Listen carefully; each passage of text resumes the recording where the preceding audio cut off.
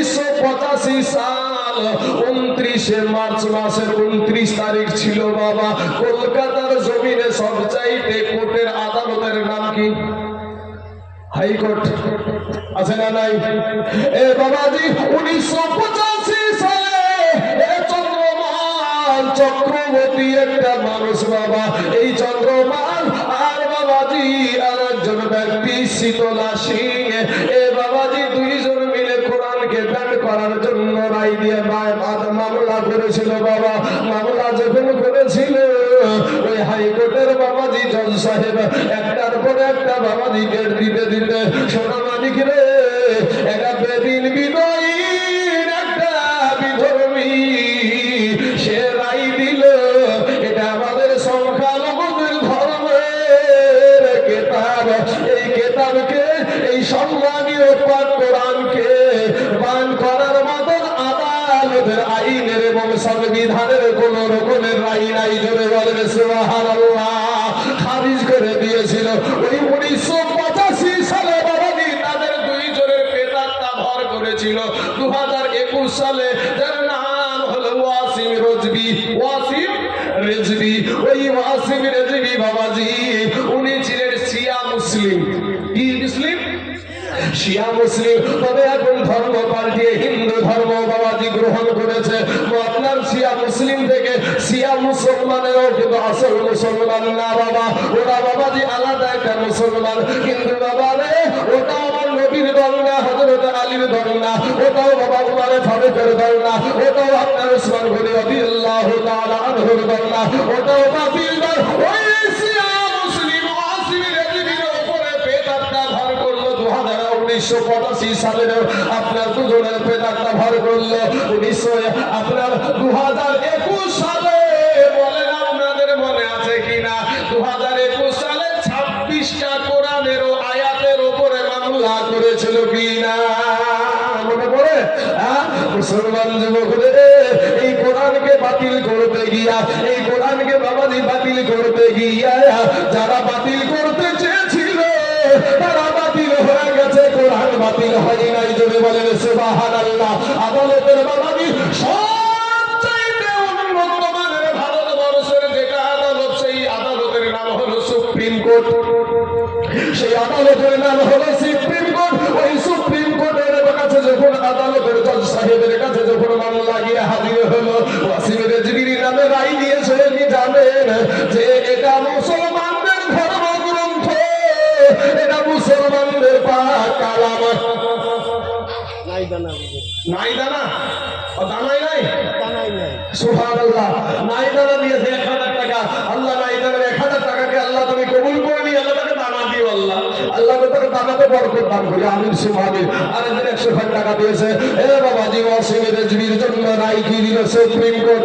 Supreme court এটাই রায় দিয়েছিল যে এটা মুসলমানদের ধর্মগ্রন্থ, এটা আল্লাহর কালাম, এটার উপরে সংবিধান এবং আইন কেউ এটার বিরোধিতা করতে পারে না। ওয়াদাটা এই মামলা করার কারণে ও বাবাজি ওই ওয়াসিম রেজভির বাবাজি মামলা কিসেরকে দোষটা কি করালো, দোষটা কি ধরালো? যে একটা মুসলমান একটা গোষ্ঠীকে আঘাত করার কারণে আর সুপ্রিম কোর্টের সময়কে, মূল্যবান সময়কে নষ্ট করার জন্য 50,000 টাকা জরিমানা। কোরআনকে যারা লড়তে এসেছে তারা শেষ হয়ে গেছে, কোরআন শেষ হয় নাই। সুবহানাল্লাহ। সিঙ্গাপুর 500 টাকা আমিরুল, সিংহপুর 500 টাকা আমিরুল দিয়েছে। আল্লাহ তার দানকে তুমি কবুল করে নাও। আল্লাহ হায়াতে দারাজ করে দাও। আল্লাহ রুজির সহায় তুমি বরকত দান করো। আয় আল্লাহ আসমানি বালা, জমিনি বালা, রুহানি বালা, সমস্ত বালা মুসিবতকে তুমি দূর করে দাও। এই বাবাজি আমার সোনা মানিক গো, ও যুবকের আমার ভাইয়েরা, একটা বার যদি আমার নবীর আদর্শের মালাটা গলায় পরিয়ে নাও, একটা বার যদি তুমি নবীর আদর্শের গলাটা মালায় পরিয়ে নাও, ও যুবকদের পৃথিবীর জমিনে সম্মানিত, কবরে তুমি সম্মানিত। ও মুসলমান যুবক, এই ভারতের জমিনে একটা কিতাব লিখেছিল বাবা রঙ্গিলা রাসূল নামে। ও বাবাজি আমার নবী কি রঙিন মানুষ ছিল? নাউজুবিল্লাহ পড়েন একবার। নাউজুবিল্লাহ পড়েন। বেনামে 500 টাকা দিয়েছে, আল্লাহ তার 500 টাকা তুমি কবুল করে নাও, আল্লাহ হায়াতে দারাজ করে দাও, আল্লাহর জুলুসে তুমি বরকত দান করো। এ বাবাজি আমার সোনা মানিকেরা, আমার আল্লাহ পাক আমার নবীকে পাঠাইছে, ওয়া ইন্নাকা লাআলা খুলুকিন আযীম। যেই নবীর চরিত্র এত সুন্দর, আর সেই নবীর নামে কিতাব লিখলো ভারতের জমিনে রঙ্গিলা রসুল। এই রঙ্গিলা রসুল কি পাল নাম একটা বাবাজি রাজপাল সিং নামে প্রকাশ করেছিল বইটা। বাবারে ওই কাফেরকে, ওই বেদিনকে, ওই জাহান্নামের কুত্তাকে জাহান্নামে পাঠায়া ছিল তোর মৌলভী নামে বাবা। কোন মুফতি ছিল না, কোন মুহাদ্দিস ছিল না, একটা বাবাজি কাঠ মিস্ত্রি 13 বছরের যুবক। কত বছর? 13 বছরের যুবক। বাইরে এই 13 বছরের যুবক বলছে, বলে কাউরে রাজপাল সিং আমার নবীকে রঙ্গিলা রসুল বললি, তোকে আর দুনিয়ার জমিনে রং তামাশা করতে দেব না, তোকে আর দুনিয়ার জমিনে বেঁচে থাকতে দেব না, আমি তোর জীবনটাকে ছিনাইয়া নিব। আমার দয়ার নবীকে আঘাত করলি। আজকে তার নাম ছিল বাবা ইলমুদ্দিন। ওই কেউ আলিমুদ্দিন রহমতুল্লাহ আলাইহি নামেও ছিল, কেউ ইলমুদ্দিন নামেও ছিল। এখন গুগলে সার্চ করে দেখেন রঙ্গিলা রসুলের কিতাবের লেখককে কে সাইজ করেছিল। একটা 23 বছরের যুবক, এই বাবাজি ইংরেজের আমলের বাবা এই ঘটনাটা ঘটেছিল। এই ইলমুদ্দিন কিছু টাকা জমিয়ে বাবা একটা অস্ত্র কিনে, যে আমার নবীকে ছোট করে, যে আমার নবীর সম্মানকে ছোট করে, যে আমার নবীকে রঙ্গিলা রসুল বলে। পৃথিবীর জমিনে তাকে আর বাঁচতে দেব না, তাকে আর দুনিয়াতে থাকতে দেব না, পৃথিবীর জমিন থেকে তাকে বিদায় করে দেব। এই ইলমুদ্দিন বিবির কাছে গিয়ে বলে, প্রাণের বিবি গো, ওরে বিবি, এই দুনিয়া দেখেছি আমার নবীর সিলাই জোরে বলে না সুবহানাল্লাহ। আমরা মায়ের পেটে বাবা খাবার গেলে হজম হয়ে যায়, সন্তান কেন হজম হলো না?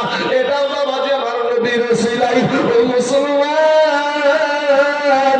যেই নবীর কারণে দুনিয়া দেখলাম রে বাবা, যেই নবীর কারণে আজ আসমান দেখলাম, জমিন দেখলাম, যেই নবীর কারণে আজকে বাবাজি সারা পৃথিবী দেখেছি, সেই নবীর জন্য বলছে বিবি রে,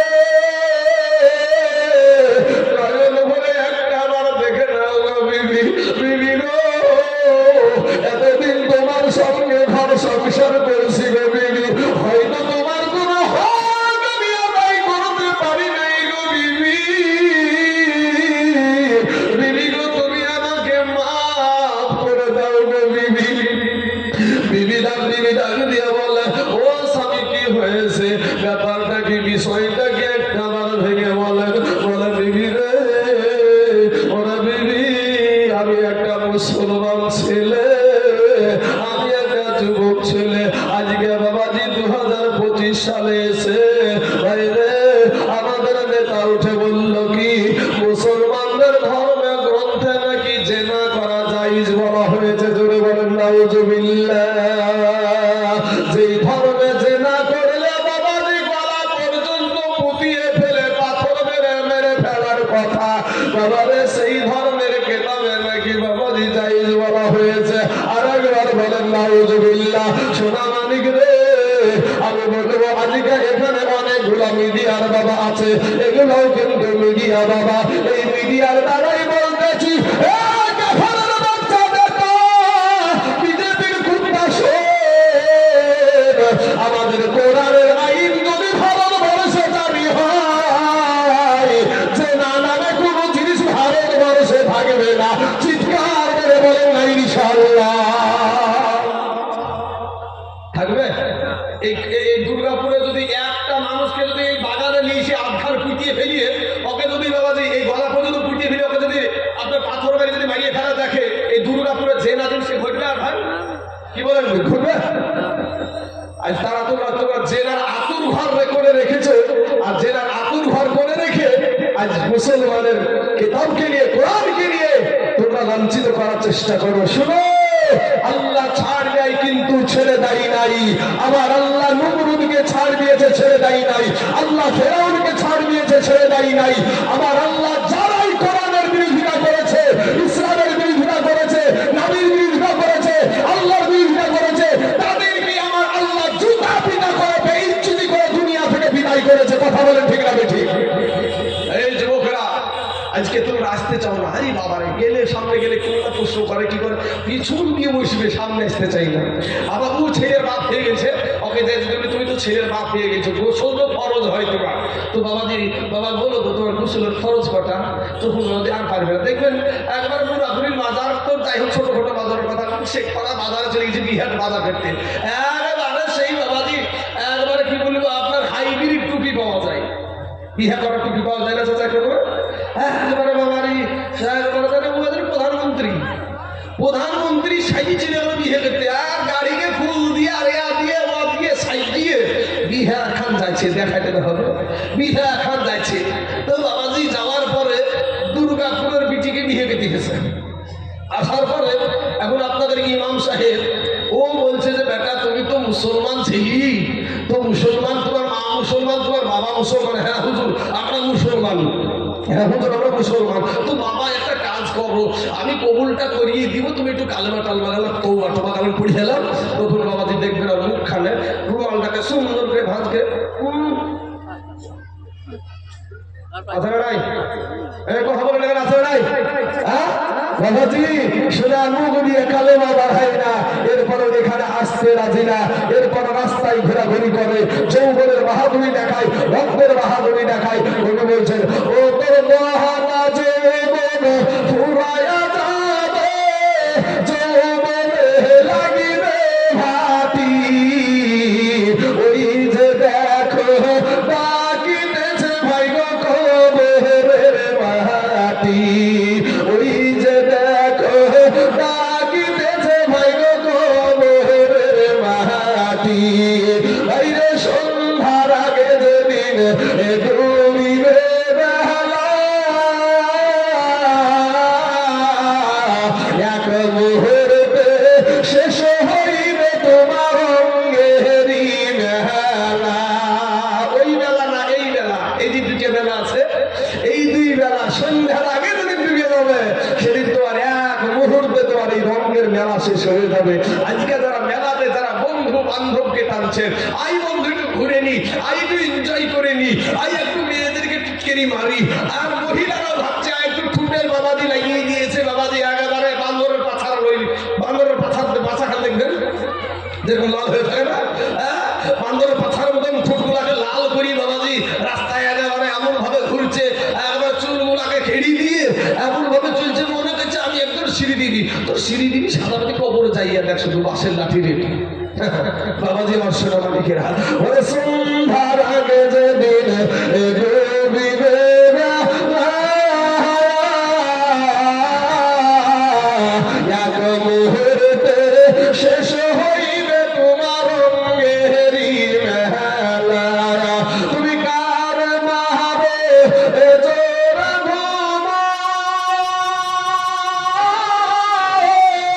কার মাথায় ভাগিবা লাঠি, যুবক কার মারে জোর কার মাথায় ভাগিবা লাঠি, ওই যে দেখো ডাকিতেছে ভাইরে কবরের মাটি,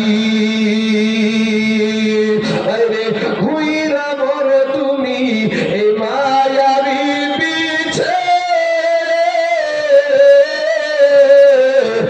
এত আশা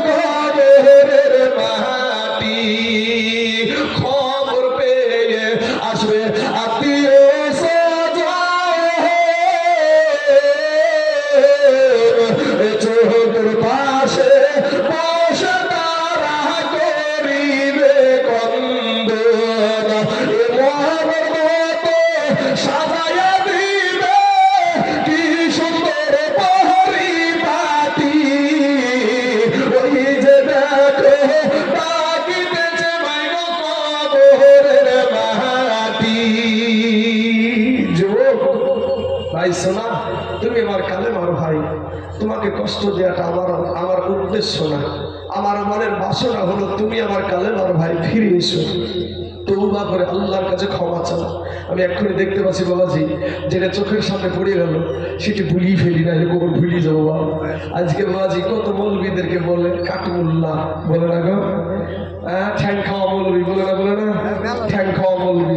মৌলবী যদি একটু জোরে চলে, যে লোকের বাড়িতে খাইয়ে শক্তিতে, আরে বাপরে দেখলে মোটা হয়ে গেছে, আবার যদি পাতলা হয় তাও দোষ, লোকের বাড়িতে খাই না রেখে রে, হ্যাঁ এত খাইয়ে পেয়ে যেত, শরীর মোটা হয় না, এত গালি দেয় ভাই। কিন্তু এত গালি দেওয়ার পরেও বিনা দোষে তারপরও আমরা এই সুন্নতি লেবাসটা ছাড়ি না ভাই, দাড়িগুলা কাটি না ভাই। আমি যদি এখন দাড়িগুলা কেটে ভাই রাস্তায় যদি জিন্সের প্যান্ট করে ঘুরে বেড়াই, কারো বাপের ক্ষমতা ছাড়া কিছু বলার কথা স্যার, হ্যাঁ যে বলতেছে তোর বাপের টাকা দিয়ে করছে নাকি, ঠিক না ঠিক? এখন যে মুরব্বীরা শুরু করে মেলাতে গিয়ে চল জালসাতে চল, বলবে তোমার চাইতে আমি বেশি জানি, জালসা যাও, ওখানে যাও, তুমি বিয়ে হয়েছে, তুমি ওখানে যাও। কিন্তু যুবক, তোমার একদিন যৌবনের বাহাদুরি নষ্ট হয়ে যাবে ভাই। শোনা, আজকে তুমি যে পোশাকটা পরছো, আসলে কি বাবাজি ওই পোশাকটা পরে বলেন তো আরাম করে কি বসে পেশাব করা যায়? হ্যাঁ আচ্ছা ঠিক আছে, আরাম করে পেশাব ফেরা যায় না। কিন্তু বাবা মুসলমানদেরকে তো পেশাব ফিরে পানি নিতে হয় না, হয় না গো, পেশাব ফিরে পানি নিতে হয়। আর বিধর্মীদেরকে ওদের কোনো ব্যাপার নাই, পেশাব ফিরে পানি নেওয়ার দরকার নাই, ওদের বাবাজি কোনো বিষয় না, ওরা দাঁড়িয়ে চালাতে পারে, যা ইচ্ছা তাই করতে পারে, ওদের বিষয়টা। ইসলামিক আইন হলো বসে পেশাব করা সুন্নাত, কথা বলে ঠিক আছে, ঠিক, বসে পেশাব করা সুন্নাত। এখন আপনি যে পোশাকটা পরেছেন ভাই, সেই পোশাকটাতে আপনার বিবেককে বিচার দিলাম আমি বলছি না, আপনার বিবেককে জিজ্ঞেস করেন যে আপনি ঠিক মতন আপনার পেশাবটা ক্লিয়ার হয় কিনা, ক্লিয়ার হয় না। আধখান যদিও বাবাজি মানুষের মজ্জায় মুসলমানের ছেলে বিয়ে বসলো, আধখান হলো বসিয়া, আধখান হবে দাঁড়িয়ে, কথা বলেন হয় ঠিক আছে, হ্যাঁ আধখান হবে বসিয়া, আধখান হবে দাঁড়িয়ে। আর যেই প্যান্টটা কিনেছে বাবা দুনিয়াতে স্টাইল করার লেগে, বুঝতে পারছেন না, স্টাইল করবে, তো স্টাইল করার লেগে এই প্যান্ট যদি ভাইরে হাইটে বসার মতন করে বসে, একেবারে বাংলা ভাষা করে বলছে, বুঝতেছেন না, হাইটে বসার মতন করে যদি বসে, তোমার পিছনে যদি গেঞ্জি না থাকে, তোমার পিছন দিয়ে তাকাবেন তো বাবাজি আটলান্টিক মহাসাগরের গর্ত পর্যন্ত দেখা যাবে। আবার যদি বাবাজি সামনের দিক থেকে যদি হাইকিয়া যায় আর গায়ে যদি গেঞ্জি না থাকে, তো সামনের দিক দিয়ে ওই প্যান্টটা নামতে নামতে নামতে বাবাজি একেবারে সুন্দরবনের জঙ্গল পর্যন্ত পার হয়ে যাবে। আচ্ছা না নাই, রন খিলে দিয়ে বাজবে বাবাজি, রন খিলে এখনকার ছেলেগুলি বুঝবে না বাবাজি, রন খিলে আমার চাচারা বুঝতে পারবে। পাইহাকে কি দিয়ে খেতে হবে চাচা, গাড়ির পাইহাকে, হ্যাঁ আমার সোনা মানিকেরা, এখনকার ওই গাড়ি উঠে গিয়েছে, এখন আর গাড়ি নাই বাবাজি। সোনা মানিকেরা ভাই, আমার যুবকেরা, ও জওয়ানেরা, কষ্ট দেওয়ার জন্য বলছি না রে ভাই, আমার নবীর সুন্নাতের গলাটা মালাই পরিয়ে নাও, আমার নবীর আদর্শিত হয়ে যাও, তোমাকে সবাই সম্মান করবে, তোমাকে সবাই ইজ্জত করবে। এই যুবকেরা, তোমাদের মতন একটা যুবক যার নাম হলো ইলমুদ্দিন, 23 বছরের যুবক ছেলে, 23 বছরের তরুণ একটা যুবক, এই তরুণ যুবকের অন্তরে নবীর প্রতি কত মুহাব্বত গো, নবীর প্রতি কত ভালোবাসা, নবীর প্রতি কত বাবাজি আদর, নবীকে কতই না মুহাব্বত করতো। বিবিকে গিয়ে বলছে, বিবি রে জানকার মতন দেখে নাও গো বিবি, এই দুনিয়াতে মনে হয় তোমার সঙ্গে আমার আর দেখা হবে না, ও বিবি গো, আমি নিজের হাতে আইন তুলে নিব গো বিবি। কারণটা হলো একটা কাফের বেদির রাজপালসি আমার নবীকে বেয়াদবি মূলক কথা বলে কেতাব লিখেছে, ওই কেতাবের নাম দিয়েছে রঙ্গিলা রাসূল। ও বিবি, যেই নবীর জন্য তুমি দুনিয়াতে এসেছো, যেই বিবি, যেই নবীর জন্য তুমি স্বামী পেয়েছো, যেই নবী আমার জন্য কবরে হাজির হবে,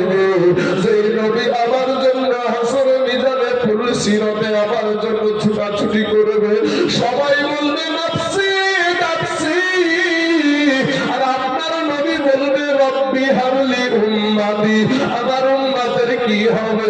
ওই ইলমুদ্দিন বলছেন বিবি গো, কিয়ামতের দিন আমার নবী ছাড়া কেউ আপন নাই গো বিবি। ও বিবি গো, ধৈর্য ধারণ করে দুনিয়া করো গো বিবি। আল্লাহ কিয়ামতের দিন জান্নাতের ভিতরে তোমাকে আমাকে স্বামী স্ত্রী হিসাবে পরিচয় করায়া দিবে। জোরে বলবে সুবহানাল্লাহ। ভারতের জমিনে ইলমুদ্দিন মা জননীর কাছে গিয়ে বলে, মা গো, ও বাবার মা, আমি তোমার 23 বছরের যুবক গো মা, আমি তোমার 23 বছরের যুবক ছেলে মা। একটা যুবক সন্তান যদি মারা যায়, মা বাবার কলেজায় আগুন লেগে যায়। মা বাপের ভিতরে বাবা যেন কাঁচা বাসে ঘুম লাগে রে ভাই। কাঁচা বাসে যদি ঘুম লেগে যায়, ওই বাসের কোনো বস্ত্র থাকে না, ওই বাসের কোনো শক্তি থাকে না।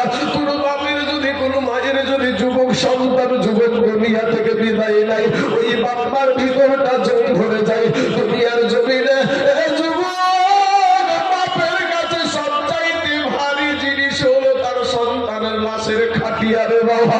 যুবক রে, গিয়ে জনম দুঃখিনী মাকে ডাক দিয়ে বলে, মা, আমি তোমার 23 বছরের সন্তান ইলমুদ্দিন। এই ইলমুদ্দিনকে তুমি একটা আমার শেষ নজর দেখে দাও গো মা। আর মনে হয় দুনিয়ার জমিনে দেখা হবে না মা। ও মা, আর তোমাকে মা বলে ডাকতে পারবো না গো মা। আর তুমি বেটার মুখে মা ডাক শুনতে পাইবা না গো মা। মা গো, আমি আমার নবীজির পক্ষে যেতে চাই। জোরে বলেন না সুবহানাল্লাহ। আমি আমার নবীর পক্ষে যেতে চাই। ও মা, তুমি একটা নজর বেটাকে দেখে নাও গো মা। আর আমি তোমার কলেজার টুকরা নয়নের পারা, আমি তোমার সন্তান পেটে দেখেছি, কত কষ্ট দিয়েছি মা। 2 বছর দুগ্ধ খাওয়াচ্ছো মা, কত কষ্ট হয়েছে তোমার গো মা। মা, তুমি আমার প্রতি খুশি হয়ে যাও, রাজি হয়ে যাও। কারণ কি, মা যদি খুশি থাকে, মা যদি বাবা রাজি না থাকে, পৃথিবীর জমিনে যে কাজ করো না কেন, কোনো কাজ তোমার কাজে লাগবে না।